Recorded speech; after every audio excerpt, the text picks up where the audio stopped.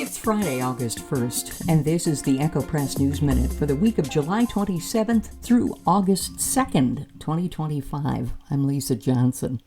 Here are the top stories in Wednesday's issue.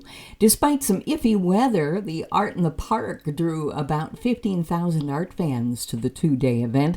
The 48th annual event, Alexandria Theater's major fundraiser, took place Saturday and Sunday, July 26th and 27th. The Alexandria Theater staff members are very happy with the outcome, said Carly Kohlberg, Alexandria Theater's executive director. Saturday weather was on and off sprinkles, which helped with breaking up the heat wave, Kohlberg said, and Sunday brought us more rain than shine, but still many people were in attendance. The Echo Press has many photos of the art browsers. Brandon's Summerfest kicked off July 30th and will run through Saturday, August 2nd. A new event this year is the Steam Threshing, taking place Saturday, August 2nd at 2:30 p.m. by the True Value Hardware Store. Many other fun-filled events will take place, including the Grand Parade at 11 a.m. Saturday, August 2nd. This year's Grand Marshals are Jerry and Judy Klein. In Alexandria City Council news, a house and detached storage building at 1211 6th Avenue East in Alexandria had been deemed hazardous after the city's building department conducted 2 inspections of the property. At its Monday meeting, the Alex City Council voted to issue a hazardous property abatement order for the owner. If the owner does not comply with that order, we will, as in past cases, proceed to get the district court to direct the owner to comply with the order, said City Administrator Marty Schultz. The council has 21 days to take action. Electric power to the dwelling at 1211 6th Avenue East has been discontinued since May of 2016, and in January of 2017, the owner had water and electric service removed, according to Schultz. In the fall of 2024, an exterior inspection revealed numerous problems with the dwelling, including but not limited to non-functional windows, rotten sills and trim, holes in the stucco, an overall non-weather-tight structure, water damage, overall dilapidation, shingles that were not functional or weather-tight, questionable roof integrity, boarded-over windows, stucco falling off, rotten siding, and overall dilapidation, according to the city's building department. An electrical cord was observed running to the dwelling from the neighboring property, suggesting that the dwelling was being occupied. Briefs have been filed both by the prosecution and the defense in the case of an Alexandria man accused of stabbing his adult niece to death. The briefs were filed July 24th in Douglas County Court. The defense attorney for Angel Rua Torres requested that the court consider the Rule 20 examination conducted by Dr. Charles Chmielewski, which found Rua Torres incompetent to stand trial. Rua Torres had 3 competency evaluations in all, the first and third of which found he was competent to stand trial. The brief filed by Douglas County Attorney Chad Larson reads that the state has already proved Rua Torres' competency and that the court has already issued an order finding that the state has met its burden. The brief filed by the defense reads that Rua Torres should be found incompetent by the court because, quote, the only conclusive evaluation of him, end quote, which the defense says was Chmielewski's, concluded that he was not competent to assist in his own defense. The brief calls Chmielewski's evaluation more conclusive than the others due to the amount of time he spent with Rua Torres and the tests he administered. The brief, filed by Larson, acknowledged that the conclusion offered by Chmielewski differed from the others in that it read Rua Torres, quote, was functioning at a level lower than those deemed incompetent and attributed the same to low IQ, end quote.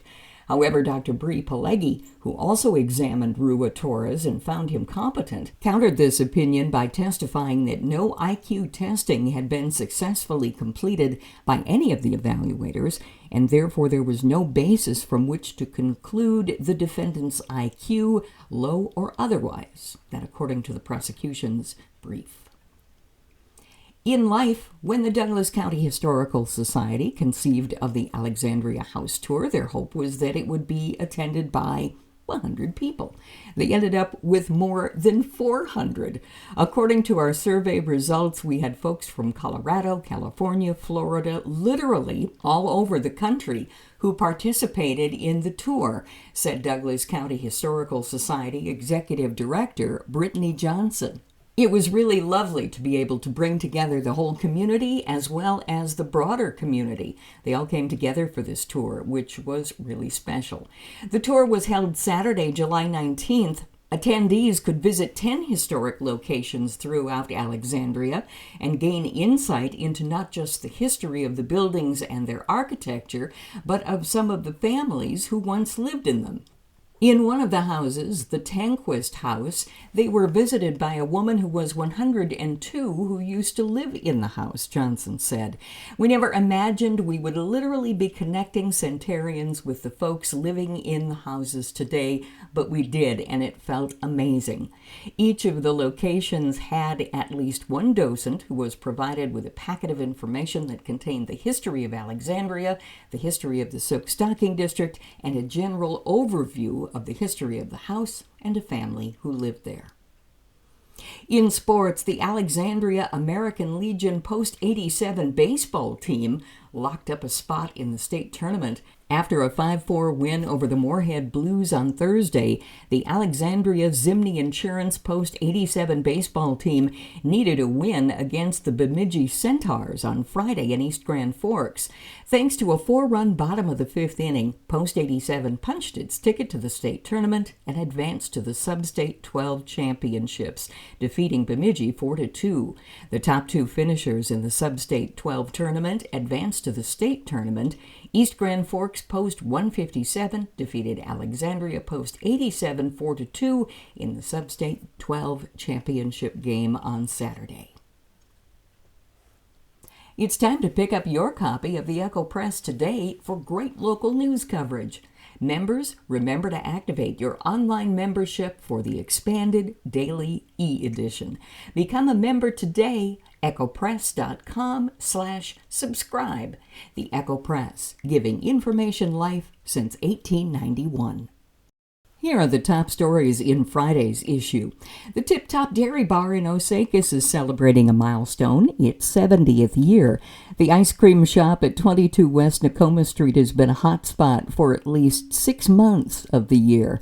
The Tip Top Dairy Bar, now owned by mother-daughter duo Anna Tom from Melrose and Tricia Nading from Eden Valley, was first opened by Norman Hansen in 1955.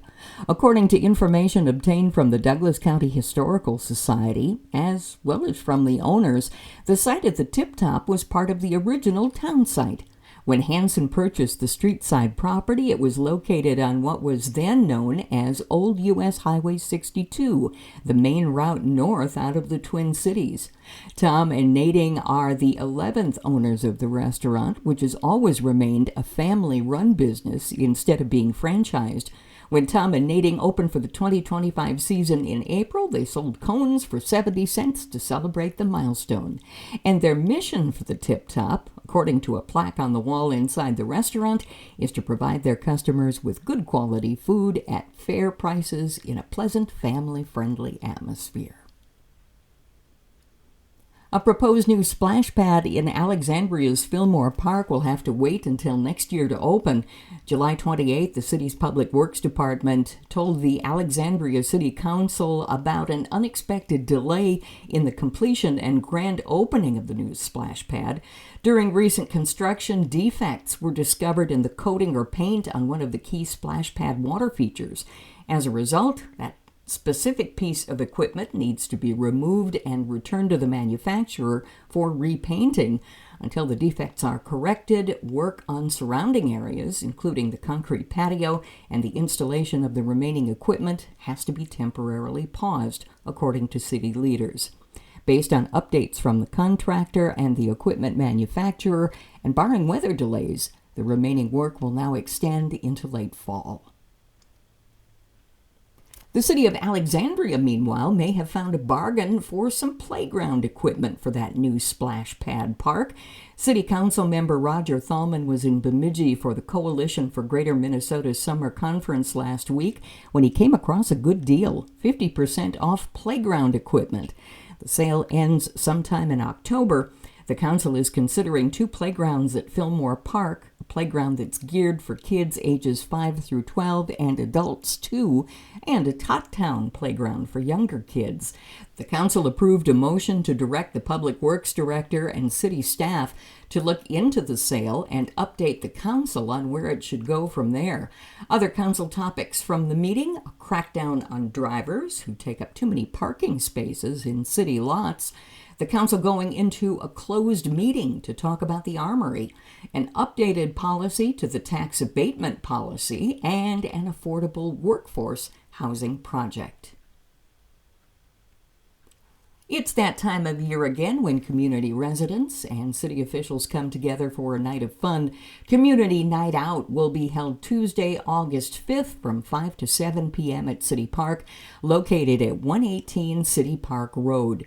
Community Service Officer Corey Enberg says the mission of the event is to provide citizens of Alexandria an opportunity to gain insight about Alexandria city government, like various departments, elected officials, and the department heads. Enberg added that the event will strengthen our neighborhood spirit and community partnerships by bringing the city of Alexandria and citizens to one location for an evening of community support. Community Night Out has been well attended in the past, with the 2023 event attracting approximately 1,200 people. In life, read a feature story about romance books. Folks around here, well, all over the country actually, are breaking one of the cardinal rules and judging books by their covers these days. And that's exactly what booksellers like Cherry Street Books in Alexandria are hoping for. Just like moviegoers during the Great Depression, book lovers are flocking to romance novels for an escape from these troubled times and a happy ending they know they can count on. There are a lot of very serious things going on around our country and in the world lately, says Kenya Goldstein, Cherry Street's social media manager and one of several book experts on staff. We do have a lot of people that come in and they're like, I'm looking for something I don't really have to think about. I'm looking for something lighter. We all have things going on in our lives. We don't need to read necessarily about something super heavy all the time. And I think that's what the romance genre does help people with. Cherry Street started a romance book club at the beginning of the year. Goldstein says, we just keep the club light and fun. Sometimes we have themed foods that go with something mentioned in the book. We always have questions to discuss, whether they're at the ends of the books that the author put in there, or ones that I came up by myself just to keep the conversation going. We try to stick with authors that are fairly familiar to people within the community, like some Minnesota-based authors or others that are blowing up the shelves. So it's been fun. In sports, a lot of Alexandria athletes have joined the North Dakota football program in recent years.